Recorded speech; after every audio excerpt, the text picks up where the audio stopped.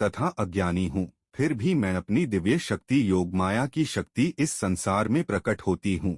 1 1 2 3 4 5 6 7 8 9 1 बहुत से लोग ईश्वर के साकार होने के विचार से विद्रोह करते हैं। वे निराकार ईश्वर के साथ अधिक सहज हैं, जो सर्वसहयोग, निराकार और सूक्ष्म हैं। ईश्वर निश्चित रूप से निराकार और निराकार है, लेकिन इसका मतलब यह नहीं है कि उसका एक साथ आकार भी नहीं हो सकता। चैरिटेबल ईश्वर सर्वशक्तिमान है, इसलिए वह चाहे तो किसी भी रूप में उपस्थित हो सकता है। यदि यह शर्त है कि ईश्वर किसी रूप में स्वीकार नहीं कर सकता है, तो इसका मतलब यह है कि वह उसे सर्वशक्तिमान के रूप में स्वीकार नहीं करता है। इस प्रकार यह कहा गया है कि ईश्वर निराकार है, एक अधूरा वर्णन है। दूसरी ओर यह कहा गया है कि ईश्वर एक साकार रूप में प्रकट होता है, यह भी केवल एक आंशिक सत्य है।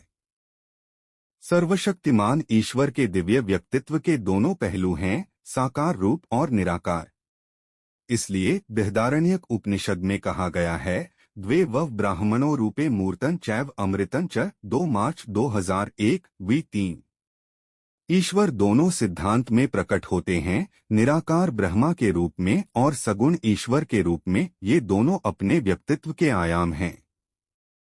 वस्तुतः व्यक्तिगत आत्मा की अनुभूति के भी ये दो आयाम हैं। यह निराकार है और इसलिए जब यह मृत्यु के बाद शरीर छोड़ता है तो इसे नहीं देखा जा सकता है।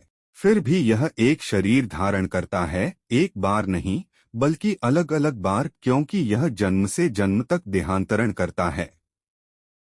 जब छोटी आत्मा शरीर धारण करने में सक्षम है तो सर्वशक्तिमान ईश्वर का कोई रूप नहीं हो सकता है।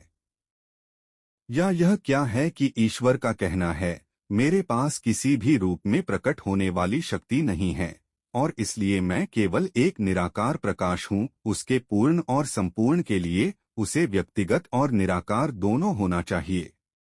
इसका अर्थ यह है कि जहाँ हमारी भौतिक ऊर्जा के रूप में माया उत्पन्न होती है, वहीं भगवान अपनी दिव्य ऊर्जा के रूप में योगमाया द्वारा निर्मित होते हैं।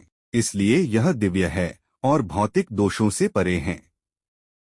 पद्म पुराण में इसे बहुत महान कहा गया है, यस्तु निर्गुण इत्युक्तः शास्त्रेषु जगदीश्वरः प्रकृतैर्हि संयुक्तैर्गुणैरिनत्वमुच्यते। विचार।